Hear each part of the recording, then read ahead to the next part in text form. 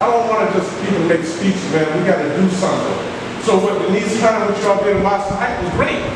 Wonderful. What you did in Hilltop was great. But guess what? Where's the ball now? Provided that a lawsuit will be filed against the city of Jacksonville and JSO officer Ryan McGee for the wrongful death and the civil rights and constitutional violations of Selwyn Hall.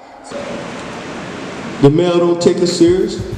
He comes to the range and rebought football games and do photo ops, and we skin, win, and grin.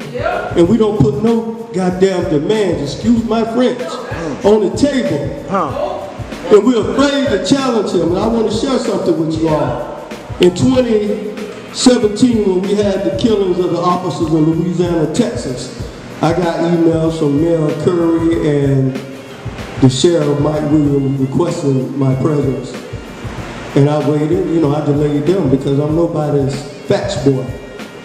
So about 3 months later, I finally agreed to meet with the sheriff. So when I got there, he had a stack of papers. I got up in the conference room, he wanted me to salute the flag. He had a Homeland Security Director, FBI Director, Under Sheriff John Pat Ivey. And I said, sir, I'm sorry to disappoint you, I'm not that kind. I said, I would never salute and acknowledge a flag that gives the killers free pass on a daily basis. I said, so I'll come in, I'll sit down and be respectable to you. So when I got up in there, he said, what about all these hateful things you done said about the police department and white America? I said, sir, until I see a change. When you start arresting those that are violating the civil and constitutional rights of black people, I'll change my ways. But in the meantime, sir, I'm gonna stand hard, stand strong. I said, if you call me here today to get me to tip over and bend over, I'm the wrong one for that, sir. So we had a meeting for 3 hours. Tit for tat, he banged it on the table. But what about Louis Farrakhan? What about this one? I said, well, I tell you what, I'm quite sure I can connect you to Minister Farrakhan. He can speak for himself, but I'm here to speak for me. He said, your leadership has created more problems in Duval County between blacks and whites. I said, you're a damn lie. I said, I just got here 57 years ago. That could not be true. That's the farthest thing from the truth. He said, well, Muhammad, you'll never be at the table. So what he was doing, making an offer to me, if you tone down your hard rhetoric and your criticism of the police department, the mayor, government, and the elite business community, he'll give you a plate at the table. I just want to say something. I'm going to say this for the younger generation, because that's what I'm speaking for. I see a lot of OGs in here, and I don't even know y'all. You don't even know me. I feel that's a lack of relationship that we have between each other, first off. That's one of our issues, because if I want to fight, I'm a young man. But if I ain't got that old man to put that wisdom in my head to teach me how to hold my stance, we ain't shaking up. That's right. So I feel we need, as the elders in here, I never saw some of y'all, I don't even know your name, y'all don't know me. We need to come together. That's what we're doing. And usually when I hear religious stuff, I feel some type of way. But being that I heard you, it touched me. It touched me because they didn't bring like that. And I never would have known that. And I feel that I should have known you already. Hang around with you. I feel we should have known that already. You feel what I'm saying? It's a lack of communication in Jacksonville. It's a lot of egos because I'm with this organization. I'm not going to mess with you. Because I'm Muslim, I'm not going to mess with you. Because I'm an Hebrew Israelite, I'm not going to mess with you. Because I'm with the Nation of Islam, we all black folks up in here. That's what I stand for. And I don't know a lot of these beautiful faces in here, but it hurt me that we don't know each other. That's the solution right there in my eyes. If you call Mr. Ben, I heard about his greatness. If you call right now and say, tomorrow we meet at City Hall, guess what? How many people in this crowd right now? So we got to stay connected. That's the only way we don't have black power. But without black unity, without black love, we ain't. We are living together a terrifying force.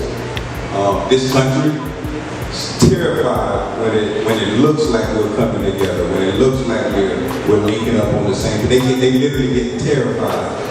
And the three areas that I think that we have to really focus on is one, we have to communicate with one another. I can't expect you to be just like me.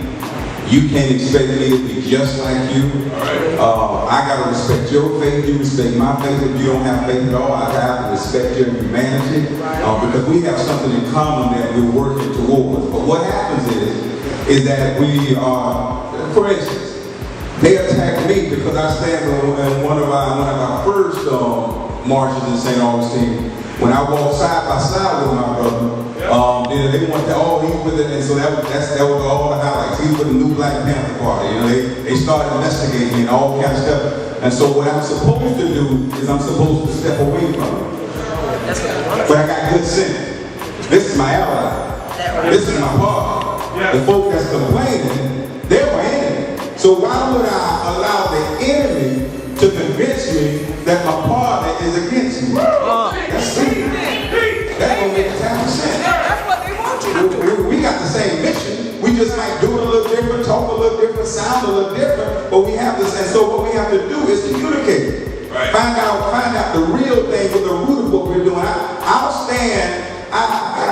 See, I have a clear understanding that the colonizers and the Europeans that are in my faith are the root of the problem we're dealing with in this country. Exactly.